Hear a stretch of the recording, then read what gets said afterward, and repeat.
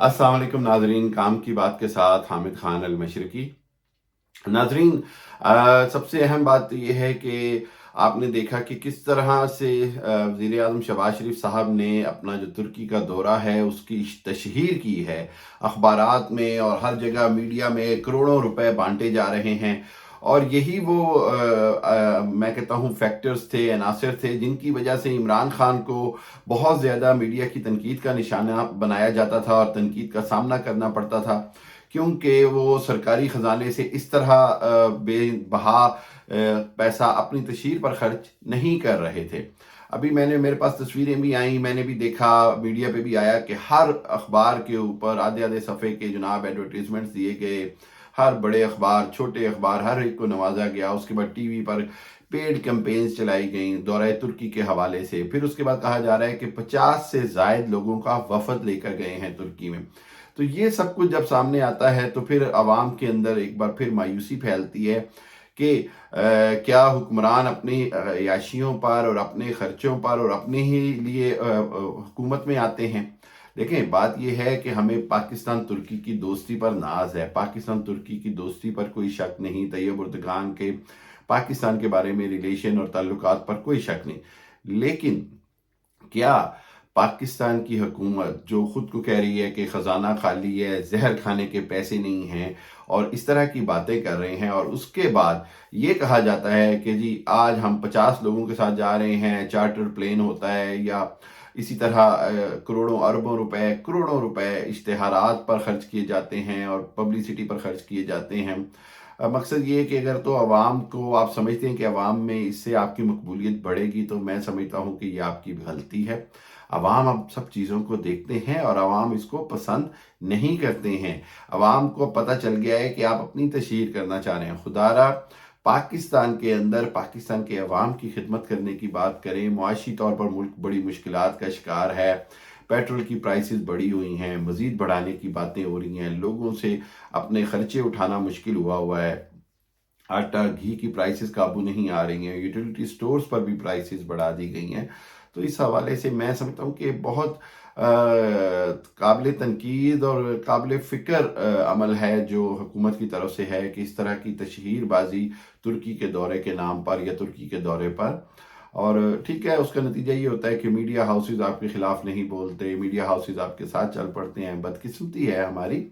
लेकिन अगर आवाम के दिल जीतने की बात करें तो मेरा ख्याल है कि आवाम को इससे कोई गर्ज नहीं कि आप तुर्की जा रहे हैं या कहाँ जा रहे हैं, जब तक आवाम को डायरेक्ट रिलीफ नहीं मिलता।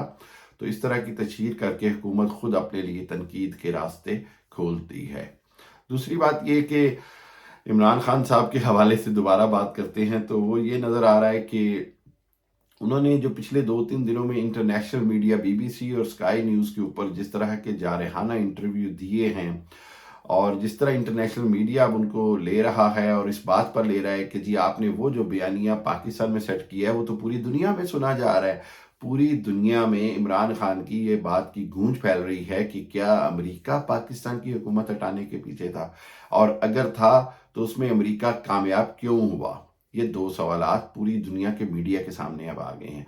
और मैं ये कहूँगा कि वो जो एक तासुर दिया जा रहा था कि इमरान खान को इसमें मूरद इल्ज़ाम ठहराया जाए, इमरान खान ने बड़ी खूबसूरती से, बड़ी बेहतर तरीके से उस पर अपना रद्द अमल दिया। और मैं ये समझता हूँ कि इमरान खान के लिए इसके अंदर अपना बयानिया बनाना बड़ा आसान रहा, जिसमें उन्होंने समझाया कि मैं ज़िम्मेदार नहीं बल्कि ये पूरी गवर्नमेंट का फ़ैसला था, इसमें तमाम क़यादत शामिल थी मेरे रशिया के दौरे के हवाले से, और रशिया के दौरे पर उनको अकेले को मूरद इल्ज़ाम ठहराना जो है वो गलत है। तीसरी बात ये है कि हमने ये देखा कि इमरान खान से जिस तरह के सवालात किए गए स्काई न्यूज़ की तरफ से या दूसरों की तरफ से, तो उसके अंदर एक चीज़ नज़र आई और वो ये थी कि वो बार बार ये कह रहे थे कि आप शायद रशिया की हमायत कर रहे हैं, चाइना की हमायत करते हैं और अमेरिका के ख़िलाफ़ जा रहे हैं, तो इसमें आपको क्या पाकिस्तान की क्या ये सरकारी पॉलिसी है या आपको क्या फ़ायदा है। तो इमरान खान ने बड़े अच्छे अल्फाज में उस मामले को वजाहत की कि जी मैं पाकिस्तान के अवाम के लिए वज़ीर आज़म हूँ, मैं पाकिस्तान के लिए अवाम के लिए सोचना चाहता था।